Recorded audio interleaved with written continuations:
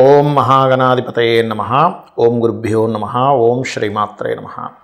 పరమేశ్వర స్వరూపమైనటువంటి జ్యోతిష వాస్తు మరియు ఇతర అనేకమైనటువంటి శాస్త్రములను మనకు అందించినటువంటి మహర్షులకి నమస్కారం.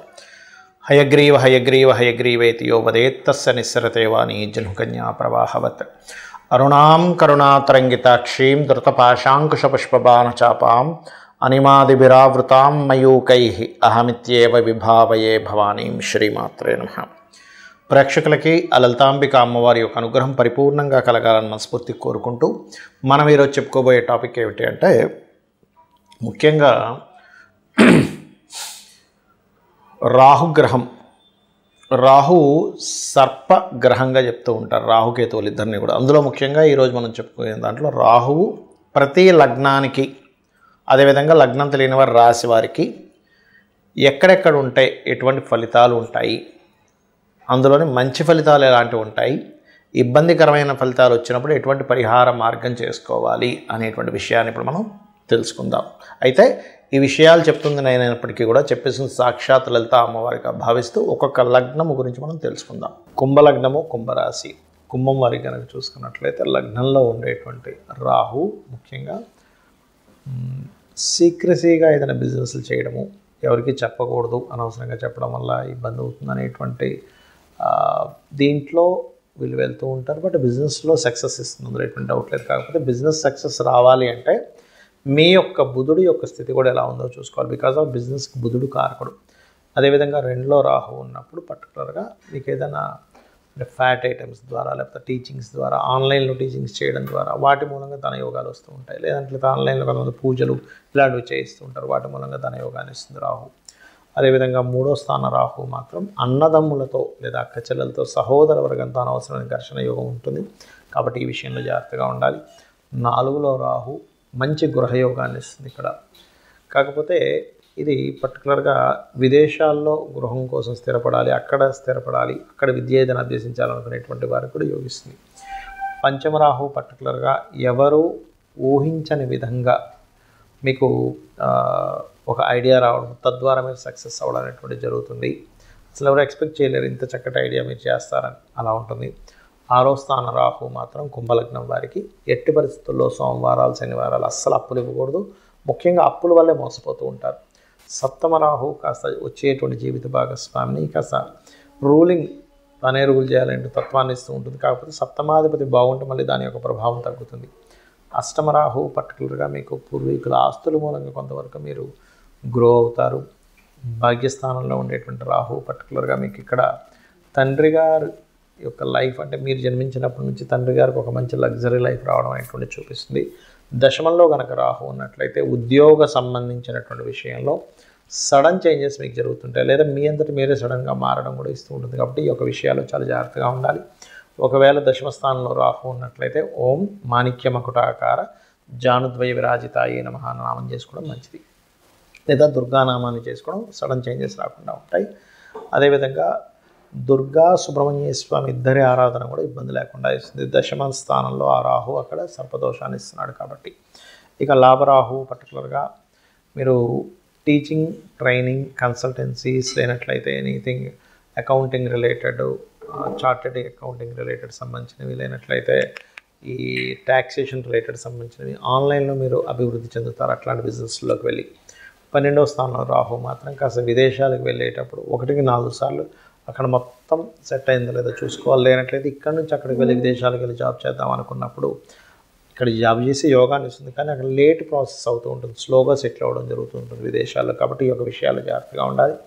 ఇక మీరు చేయవలసినటువంటి దేవత ఆరాధన ఏమిటి అని చూసుకున్నట్లయితే ఎక్కువగా మీరు విష్ణువుని ఎక్కువగా ఆరాధించండి. రాహుకేతువుల యొక్క స్థితి కనుక బాగున్నట్లయితే దుర్గా మరియు గణపతి ఆరాధన చేయడము, రాహుకేతువుల దగ్గర దీపారాధన చేయడం అనే విధానం బాగుంటుంది. ఇక్కడ రాహువు, కేతువు ఛాయాగ్రహాలుగా చెప్పబడింది శాస్త్రంలో. అయితే ఈ ఛాయాగ్రహాలు ముఖ్యంగా జన్మజాతకంలో ఎక్కడైనా స్థితి పొందాయి అంటే మనం ఫస్ట్ ఆఫ్ ఆల్ మనం అర్థం చేసుకోవాలి ఏంటంటే, మీ లగ్నం నుంచి శుభత్వంగా ఉండేటువంటి ప్లేస్లో మిత్రక్షేత్రంలో ఉందా, శత్రుక్షేత్రంలో ఉందా అనేది ఫస్ట్ చూసుకోండి. అంతేగాని రాహు ఎక్కడుంటే అక్కడ ఖచ్చితంగా పాప ఫలితాలు ఇవ్వాలని రూల్ లేదు, కేతు ఎక్కడుంటే అక్కడ పాప ఫలితాలు ఇవ్వాలని రూల్ లేదు. ఇందులో మరొక విషయం ఏంటంటే చాలామందికి కాలసర్పదోషం అన్నది ఎక్కువగా చూసుకుంటూ ఉంటారు. ఒకటే గుర్తుపెట్టుకోండి, కాలసర్పదోషం అనేటువంటిది కాలానికి సంబంధించింది. అంటే ఈ దేశంలో ఈ ప్రాంతంలో ఇలాంటివి జరుగుతాయని చెప్పడానికి మాత్రం దేశకాల సంబంధించిన వాటిని ఆ దేశానికి ఏ లగ్నం అవుతుంది, ఏ రాశి అవుతుందో చూసుకొని ఈ దేశంలో ఇప్పుడు సునామీలు వస్తాయనో, లేకపోతే భూకంపాలు వస్తాయనో, కరువు కాటకాలు ఉంటాయనో, గొడవలు జరుగుతాయనో ఇట్లాంటివి చెప్పడానికి చెప్పారు. కానీ జన్మజాతకానికి కాలసర్పదోషం అప్లై చేయమని ఎక్కడ చెప్పలేదు. సర్పదోషాన్ని మాత్రం అప్లై చేయమని చెప్పారు. అది పర్టికులర్గా మీకు మేష, వృశ్చిక, అదేవిధంగా కర్కాటక, సింహ ఈ రాసుల్లో ఉన్నప్పుడు ఎక్కువగా సర్పదోషం ఎక్కువగా పనిచేస్తూ ఉంటుంది. అది ముఖ్యంగా గుర్తుపెట్టుకోండి.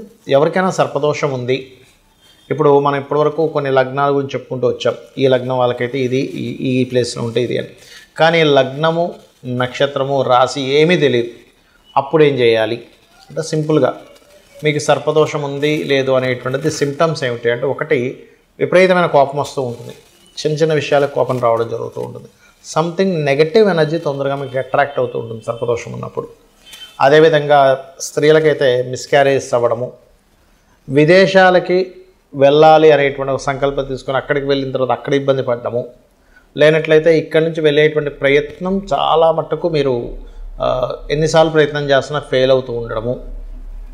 అదేవిధంగా అదే సర్పదోషం కనుక కొన్ని అంటే మీకు మనం ఇప్పుడు జాతక చక్రం లేదని మాట్లాడుకుంటున్నాం కాబట్టి సప్తమ స్థానం మీద పడితే కనుక ఒక్కొక్కసారి వారికి వివాహ జీవితంలోనే ఇబ్బందులు కలగడం లాంటివి జరుగుతూ ఉంటాయి. కాబట్టి మీరు దీనికి ఏం చేయాలంటే చాలా సింపుల్గా ఎవరికైనా సరే జాతకం తెలిసినా తెలియకపోయినా సర్పదోషం ఉందంటే దాని నివారణ మార్గం ఒకటి కాళహస్తికి వెళ్ళడం. ఆ ఈశ్వరానుగ్రహం రాహుకేతువులు పూజతో పాటు ముఖ్యంగా అక్కడ ఈశ్వరానుగ్రహం కలగడం వల్ల కాళహస్తికి వెళ్ళిన వాళ్ళకి శుభం కలుగుతుంది, గుర్తుపెట్టుకోండి. రెండవది నవగ్రహాలలో ఛాయాగ్రహాలైనటువంటి రాహుకేతు గ్రహాల దగ్గర దీపారాధన చేయడము. మీకు దగ్గరలో రావి చెట్టు ఉన్నట్లయితే రావి చెట్టు కిందన మనకి సర్ప ప్రతిష్ఠ చేసి ఉంటాయి కొన్ని, అక్కడికి వెళ్ళి చక్కగా ఒక చెంబు నీళ్ళల్లో పసుపు, కుంకుమ, గంధం వేసి కలిపి వాటి చుట్టూ ప్రదక్షిణాలు 3 కావచ్చు, లేనట్లయితే 11 కావచ్చు, 21 కావచ్చు, 41 కావచ్చు ప్రదక్షిణాలు చేసి వాటి మీద ఆ సర్పముల మీద వేయడము. అదేవిధంగా సర్ప సూక్త పారాయణము వినడం కానీ చేయడం కానీ చేయాలి.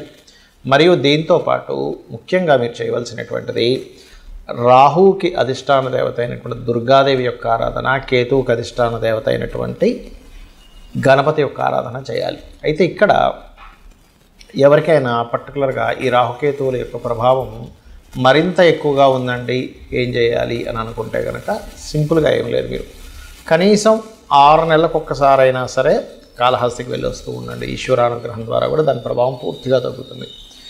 మరొకటి ఏంటంటే ఈ రాహుకేతువులు గోచారంలో సంచరించేటప్పుడు కూడా మీ లగ్నం నుంచి ఎన్నో స్థానంలో సంచరిస్తున్నాడో చూసుకోవాలి. అందులో ప్రధానంగా ధనస్థానంలోకి వచ్చినప్పుడు కొంచెం ఫైనాన్స్ విషయంలో జాగ్రత్తగా ఉండడము, 3వ స్థానంలోకి వచ్చినప్పుడు అగ్రిమెంట్స్ విషయంలో జాగ్రత్తగా ఉండడము, 4వ స్థానంలోకి వచ్చినప్పుడు పర్టికులర్గా మీరు ఏదైతే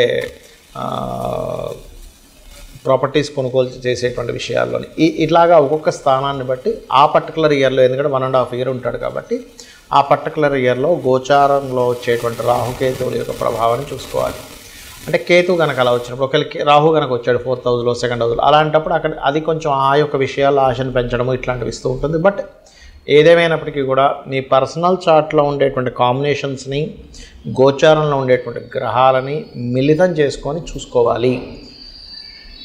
ఇక ఈ యొక్క రెమెడీ చేసుకుంటూ గోశాలకు వెళ్ళి ఏదైనా చేయాలి అనుకుంటే గోవులకి బెల్లంతో కూడినటువంటి 4 ఉండల్లా తయారు చేసి గోవు తినిపించండి, మరియు గ్రాసము తినిపించండి. రాహుకేతువుల దోషం అనేటువంటి పూర్తిగా తగ్గుతుంది.